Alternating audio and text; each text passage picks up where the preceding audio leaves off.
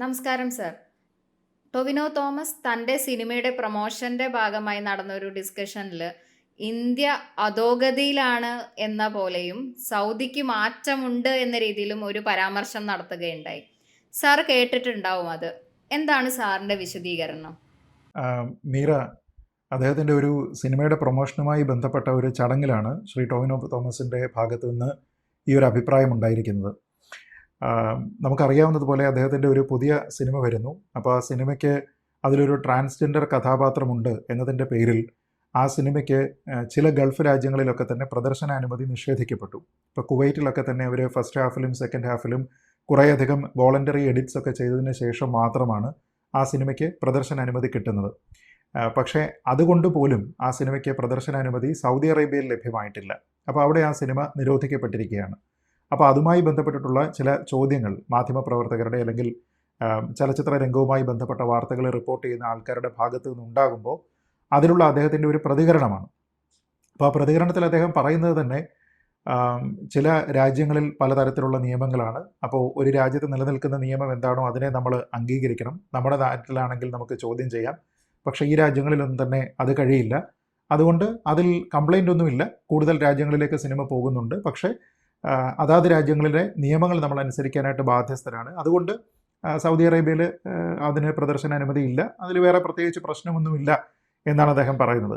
അപ്പോൾ അതിൻ്റെ ഒരു തുടർച്ചയായിട്ട് പിന്നീട് അദ്ദേഹം പറയുമ്പോഴാണ് ഈ തരത്തിലുള്ള ഒരു കമ്പാരിസൺ വരുന്നത്. അതായത് സൗദി അറേബ്യ താൻ മുമ്പ് 5 കൊല്ലം മുമ്പ് യാത്ര ചെയ്തിരുന്ന സൗദി അറേബ്യ അല്ല. അതിൽ നിന്ന് സൗദി അറേബ്യയ്ക്ക് ഒരുപാട് പുരോഗതി ഉണ്ടായിട്ടുണ്ട്. അവിടെയും മാറ്റങ്ങൾ ഉണ്ടാകുന്നുണ്ട്. പക്ഷേ നമ്മുടെ നാട്ടിൽ കഴിഞ്ഞ 5 വർഷം കൊണ്ടുണ്ടായിരിക്കുന്നത് പുരോഗതിയാണോ അധോഗതിയാണോ എന്ന കാര്യത്തിൽ അദ്ദേഹത്തിന് സംശയമുണ്ട് എന്നാണ്. അപ്പോൾ ഇവിടെ വളരെ വ്യക്തമായിട്ടുള്ള ഒരു കാര്യം, സൗദി അറേബ്യ പോലെയുള്ള ഒരു രാജ്യത്ത് പുരോഗതി ഉണ്ടായിട്ടുണ്ട് എന്ന് അദ്ദേഹത്തിന് യാതൊരു വിധത്തിലുള്ള സംശയവുമില്ല. പക്ഷെ നമ്മുടെ നാട്ടിൽ പുരോഗതിയാണോ അധോഗതിയാണോ ഉണ്ടായിരിക്കുന്നത് എന്നതിനെക്കുറിച്ച് അദ്ദേഹത്തിന് സംശയമുണ്ട്.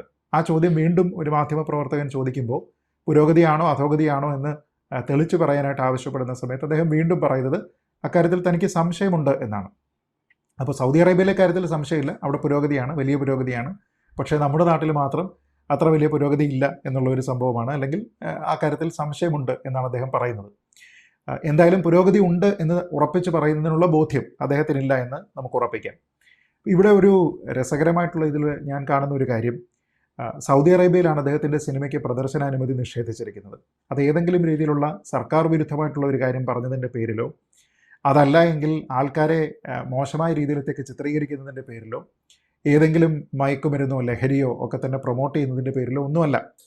സാധാരണഗതിയിൽ സർക്കാരുകളൊക്കെ തന്നെ സെൻസർഷിപ്പുമായി ബന്ധപ്പെട്ട് ഇടപെടലുകൾ നടത്തുന്നത് വയലൻസ് ഒരു പരിധിക്ക് അപ്പുറത്തേക്ക് കാണിക്കുന്നു, അങ്ങനെയുള്ള കുറേയധികം കാര്യങ്ങളിലാണ്. അല്ലെങ്കിൽ നേരത്തെ പറഞ്ഞതുപോലെ രാഷ്ട്രീയമായിട്ടുള്ള കാരണങ്ങളാൽ, സമൂഹത്തിൽ ഭിന്നിപ്പുണ്ടാക്കുന്ന കാരണങ്ങളാൽ, മനുഷ്യരെ മോശമായി ചിത്രീകരിക്കുന്ന കാരണങ്ങളാൽ, സ്ത്രീകൾക്കെതിരെയുള്ള വലിയ അതിക്രമം കാണിക്കുക, ഇങ്ങനെയുള്ള കുറേയധികം കാര്യങ്ങളിലാണ് സാധാരണ ഈ സെൻസർ ബോർഡിൻ്റെ ഇടപെടലൊക്കെ തന്നെ നമ്മൾ കാണുന്നത്. പക്ഷേ ഇവിടെ അതല്ല, ഒരു ട്രാൻസ്ജെൻഡർ ക്യാരക്ടർ ഉണ്ട് എന്നതിൻ്റെ പേരിലാണ്. എന്ന് വെച്ചാൽ ട്രാൻസ്ജെൻഡറുകളെ മനുഷ്യരായിട്ട് പോലും അംഗീകരിക്കാത്ത രീതിയിലത്തേക്കുള്ള ഒരു അഡ്മിനിസ്ട്രേഷൻ ഉള്ള ഒരു രാജ്യത്തെക്കുറിച്ചിട്ടാണ് പുരോഗതി ഉണ്ടായിട്ടുണ്ട് എന്ന് ശ്രീ ടൊവിനോ തോമസ് പറയുന്നത്. നമുക്കറിയാം സൗദി അറേബ്യയിൽ സ്ത്രീകൾ പോലും നേരിടുന്ന വിവേചനം എത്രത്തോളമാണെന്ന് നമുക്കറിയാം. അവിടെ ഏതാണ്ട് 5-6 വർഷം മാത്രമേ ആയിട്ടുള്ളൂ സ്ത്രീകൾക്ക് വാഹനം ഓടിക്കാനുള്ള ലൈസൻസ് അല്ലെങ്കിൽ ഒരു അനുമതി സർക്കാരിൻ്റെ ഭാഗത്തു നിന്ന് ഉണ്ടായിട്ട്. തന്നെയുമല്ല, നമുക്കറിയാവുന്നതുപോലെ അവിടെ ഒരു ജനാധിപത്യ ഭരണക്രമമില്ല, ഇപ്പോഴും രാജകുടുംബത്തിൻ്റെ നിയന്ത്രണത്തിലാണ്. അപ്പോൾ നമ്മുടെ രാജ്യവുമായി നോക്കിക്കഴിയുമ്പോഴത്തേക്ക് ഏതോ പഴയ നൂറ്റാണ്ടിൽ കഴിയുന്ന ഒരു രാജ്യം എന്ന ഇംപ്രഷൻ മാത്രമാണ് സൗദി അറേബ്യയിലുള്ള ജനാധിപത്യ വ്യവസ്ഥയെപ്പറ്റിയോ അല്ലെങ്കിൽ ജനങ്ങൾക്കുള്ള സ്വാതന്ത്ര്യത്തിനെ പറ്റിയോ തുല്യതയെ പറ്റിയോ മതസ്വാതന്ത്ര്യത്തിനെ പറ്റിയോ ഒക്കെ തന്നെ നമ്മൾ ചിന്തിക്കുന്ന സമയത്ത് നമുക്ക് തോന്നുക. ഇനി ട്രാൻസ്ജെൻഡർ സ്പെസിഫിക് ആയിട്ടാണ് നമ്മൾ അതിനെപ്പറ്റി ചിന്തിക്കുന്നത് എങ്കിൽ ഇന്ത്യയിൽ ട്രാൻസ്ജെൻഡറുകൾ ഒരു സിനിമയിൽ വന്നതുകൊണ്ടോ ഏതെങ്കിലും ഒരു ട്രാൻസ്ജെൻഡർ ആൾ സിനിമയിൽ അഭിനയിച്ചതുകൊണ്ടോ ഒരു ക്യാരക്ടർ അങ്ങനെ വന്നിരിക്കുന്നത് കൊണ്ടോ ഒന്നും തന്നെ യാതൊരു വിധത്തിലുള്ള സെൻസർഷിപ്പ് തടസ്സങ്ങളുമില്ല. കാരണം നമ്മുടെ നാട്ടിൽ ട്രാൻസ്ജെൻഡറുകളെ നമ്മൾ നിയമപരമായിട്ട് അംഗീകരിക്കുന്നുണ്ട്. അവരോട് വളരെ അനുകമ്പയോട് കൂടിയിട്ടുള്ള പെരുമാറ്റവും അവരുടെ കാര്യങ്ങളിലെല്ലാം വലിയ കരുതലുമാണ് സർക്കാരുകൾ കാണിക്കുന്നത്. സർക്കാരുകൾ എന്ന വാക്കാണ് ഞാൻ ഉപയോഗിച്ചത്. കാരണം BJP ഭരിക്കുന്ന കേന്ദ്ര സർക്കാർ അല്ലെങ്കിൽ BJP ഭരിക്കുന്ന വിവിധ സംസ്ഥാന സർക്കാരുകൾ ട്രാൻസ്ജെൻഡറുകളുടെ മൊത്തത്തിലുള്ള പുരോഗതിക്ക് വേണ്ടിയിട്ടും അവരെ സമൂഹത്തിൻ്റെ മുഖ്യധാരയിൽ തന്നെ പരിഗണിക്കണം എന്നതിൻ്റെയും ഭാഗമായിട്ട് കുറേയധികം പദ്ധതികൾ കൊണ്ടുവന്നിട്ടുണ്ട്. അപ്പോൾ അവർക്ക് സ്വയം തൊഴിൽ കണ്ടെത്തുന്നതിന്, അവർക്ക് പെൻഷൻ കിട്ടുന്നതിനുള്ള സ്കീമുകൾ, സ്മൈൽ പദ്ധതിയിൽ അവരെ ഉൾപ്പെടുത്തുക, അവരുടെ ആരോഗ്യ പരിപാലനം കൃത്യമായി നോക്കുക, അവരുടെ സംരക്ഷണത്തിന് വേണ്ടിയിട്ട് ഗരിമാഗൃഹ പോലെയുള്ള സംവിധാനങ്ങൾ കൊണ്ടുവരിക, ഇതെല്ലാം തന്നെ കേന്ദ്ര സർക്കാരിൻ്റെ പദ്ധതികളാണ്. അതേപോലെ തന്നെ BJP ഇതര സർക്കാരുകളുണ്ട്. ഇപ്പോൾ കേരളത്തിൽ CPMൻ്റെ സർക്കാരാണ്. പക്ഷേ കരുതൽ എന്ന പേരിൽ തന്നെയുള്ള ഒരു പദ്ധതി ഇവിടെ ട്രാൻസ്ജെൻഡറുകൾക്ക് വേണ്ടിയിട്ട് നമ്മൾ നൽകുന്നുണ്ട്, അവർക്ക് ആവശ്യമായിട്ടുള്ള സഹായം നൽകുന്നതിന്. അതേപോലെ തന്നെ അവർക്ക് വൊക്കേഷണൽ എഡ്യൂക്കേഷൻ നൽകുന്നതിനുള്ള, ട്രെയിനിങ് നൽകുന്നതിനുള്ള കാര്യങ്ങളുണ്ട്. സ്കില്ലിങ്ങിൻ്റെ ഭാഗമായിട്ട് കുറേയധികം കാര്യങ്ങൾ കേന്ദ്ര സർക്കാർ തന്നെ ചെയ്യുന്നുണ്ട്. ഇതുകൂടാതെ രാജസ്ഥാൻ കോൺഗ്രസിൽ ഭരിക്കുന്ന സമയത്താണ് അവിടെ പെൻഷൻ നടപ്പാക്കുന്നത്. അപ്പോൾ അങ്ങനെ അവരെ മുഖ്യധാരയിലേക്ക് കൊണ്ടുവരുന്ന ഒരുപാട് പരിപാടികൾ ചെയ്യുന്നുണ്ട്. UP പോലെയുള്ള ഒരു വലിയ സംസ്ഥാനത്താണ് ട്രാൻസ്ജെൻഡറുകളുടെ സെൻസസ് എടുക്കാനുള്ള ഒരു തീരുമാനം ഉണ്ടാകുന്നതും അവരുടെ ഹോളിസ്റ്റിക് ഡെവലപ്മെൻറ്റിന് വേണ്ടിയിട്ട് 200 കോടി രൂപ ബജറ്റ് അലൊക്കേഷൻ വരികയും ഒക്കെ ചെയ്യുന്നത്. ഇതേപോലെ തന്നെ ഹിമാചൽ പ്രദേശ് തുടങ്ങി വിവിധ സംസ്ഥാനങ്ങളിൽ, അത് കോൺഗ്രസ് ആയിക്കോട്ടെ, BJP ആയിക്കോട്ടെ, CPM ആയിക്കോട്ടെ, ഭരിക്കുന്ന സംസ്ഥാനങ്ങളിലെല്ലാം ട്രാൻസ്ജെൻഡറുകളെ സമൂഹത്തിൻ്റെ മുഖ്യധാരയിൽ തന്നെ പരിഗണിക്കുന്നതിൻ്റെ ഭാഗമായിട്ടുള്ള കുറേയധികം കാര്യങ്ങൾ കൊണ്ടുവന്നിട്ടുണ്ട്. തന്നെയുമല്ല, നമുക്കറിയാവുന്നതുപോലെ ഈ ട്രാൻസ്ജെൻഡർമാർക്ക് വേണ്ടിയിട്ടുള്ള സൗന്ദര്യ മത്സരങ്ങൾ ഉൾപ്പെടെ നടക്കാറുണ്ട്. അവിടെയും നമ്മുടെ രാജ്യത്തിൻ്റെ പ്രതിനിധിയുണ്ട്. എനിക്ക് തോന്നുന്നത് കഴിഞ്ഞ തവണ 2021-ലോ 2022-ലോ മറ്റോ ജയിച്ചിരിക്കുന്നത് നമ്മുടെ നാട്ടിൽ നിന്നുള്ള ആളാണ്. അപ്പോൾ അങ്ങനെ എല്ലാ കാര്യങ്ങളിലും വളരെ ഇൻക്ലൂസീവായിട്ട് അവരെ അക്സെപ്റ്റ് ചെയ്തുകൊണ്ടാണ് നമ്മുടെ രാജ്യം പോകുന്നത്.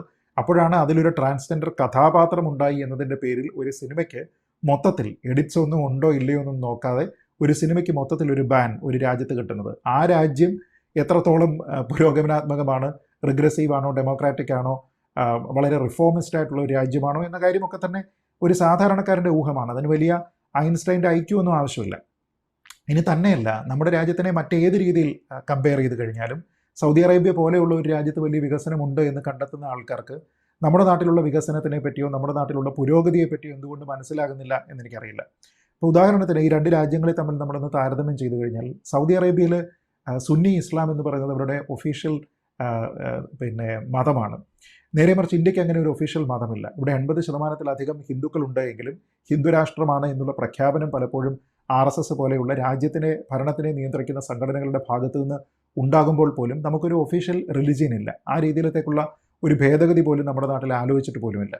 അതേപോലെ തന്നെ നമ്മുടെ നാട്ടിലുള്ളത് വളരെ ഡെമോക്രാറ്റിക് ആയിട്ടുള്ള കോൺസ്റ്റിറ്റ്യൂഷൻ ബേസ്ഡ് ആയിട്ടുള്ള നിയമങ്ങളാണ്. പക്ഷേ സൗദി അറേബ്യയിലോ എത്രയോ നൂറ്റാണ്ടുകൾ പഴക്കമുള്ള ശരിയ നിയമങ്ങൾ തന്നെയാണ് പോകുന്നത്. അപ്പോൾ അങ്ങനെ ഒരു മതസ്വാതന്ത്ര്യം ലഭിക്കുന്ന രീതിയിലത്തേക്കുള്ള കോൺസ്റ്റിറ്റ്യൂഷൻ നമ്മുടെ നാട്ടിലുണ്ട് എങ്കിൽ ആ നാടിനെ സംബന്ധിച്ചിടത്തോളം അവരുടെ കോൺസ്റ്റിറ്റ്യൂഷനിൽ മതസ്വാതന്ത്ര്യം എന്നുള്ളത് അനുവദിക്കപ്പെടുന്നതല്ല.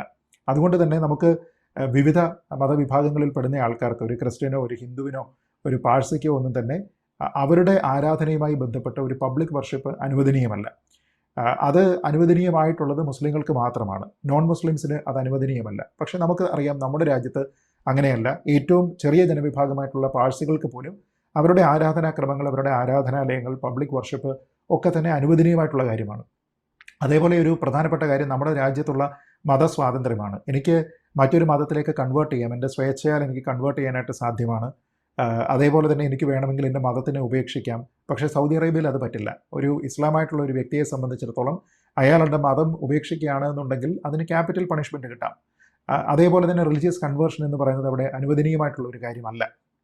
നമ്മുടെ നാട്ടിൽ ചില സംസ്ഥാനങ്ങളിലൊക്കെ വരുന്ന ആൻറ്റി കൺവേർഷൻ നിയമങ്ങളുണ്ട്. പക്ഷേ അതുപോലും ഫോഴ്സ്ഫുൾ ആയിട്ടുള്ള കൺവേർഷൻസ് പാടില്ല എന്നാണ്. നമുക്ക് സ്വന്തം ഇഷ്ടപ്രകാരം കൺവേർട്ട് ചെയ്യണമെന്നുണ്ടെങ്കിൽ ഇന്ത്യയിൽ ഒരിക്കലും അതൊരു തടസ്സമല്ല.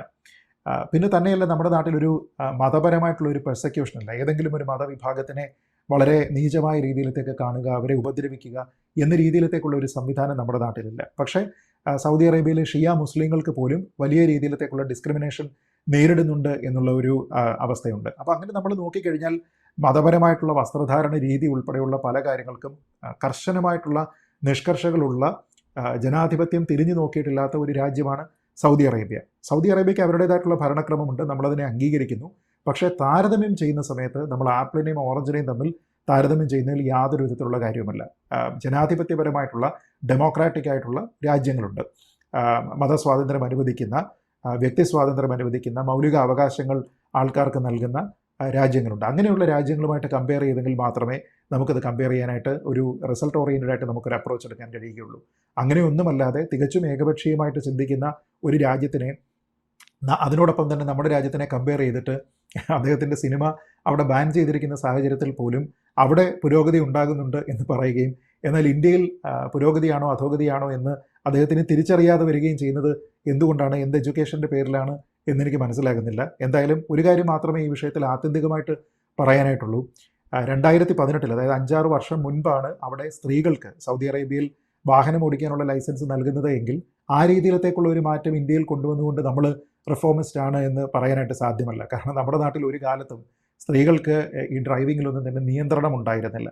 അപ്പോൾ വളരെ അക്കോമഡേറ്റീവ് ആയിട്ടുള്ള, വളരെ ഇൻക്ലൂസീവ് ആയിട്ടുള്ള ഏത് സർക്കാർ വന്നാലും, BJP ആയിക്കോട്ടെ കോൺഗ്രസ് ആയിക്കോട്ടെ വന്നാലും, നമുക്ക് ഈ ഫണ്ടമെൻ്റൽ ആയിട്ടുള്ള കാര്യങ്ങളിൽ യാതൊരു വിധത്തിലുള്ള വിട്ടുവീഴ്ചയും ഇല്ലാതെ ആൾക്കാരുടെ അവകാശങ്ങളെ ഉറപ്പിക്കുന്ന ഒരു ഭരണഘടനയും നിയമനിർമ്മാണ സംവിധാനവും കോടതികളുമുള്ള ഒരു രാജ്യമാണ് നമ്മുടേത്. പക്ഷേ ശരിയ നിയമത്തിൻ്റെ പേരിൽ മാത്രം മുസ്ലിങ്ങൾക്ക് മാത്രം പ്രാധാന്യം നൽകുന്ന, ഇതര മതവിഭാഗത്തിലുള്ള ആൾക്കാർക്ക് തുല്യതയോ മറ്റു കാര്യങ്ങളോ ഒന്നും തന്നെ ലഭ്യമല്ലാത്ത, മതസ്വാതന്ത്ര്യം അനുവദിക്കപ്പെടാത്ത, വളരെ റിഗ്രസീവായിട്ടുള്ള നിയമങ്ങൾ നിലനിൽക്കുന്ന ഒരു രാജ്യത്തിനെ നമ്മുടെ രാജ്യവുമായിട്ട് കമ്പയർ ചെയ്തിട്ട് അവരാണ് കൂടുതൽ പുരോഗതിയുള്ളത്, നമ്മുടെ പുരോഗതിയെ മനസ്സിലാക്കാൻ പോലും കഴിയുന്നില്ല എന്ന് പറയണമെങ്കിൽ അതിന് ജതിൻ രാംദാസിൻ്റെ ബുദ്ധി വേണമെന്ന് ഞാൻ പറയാനുണ്ടായ സാഹചര്യം അതാണ് മീര.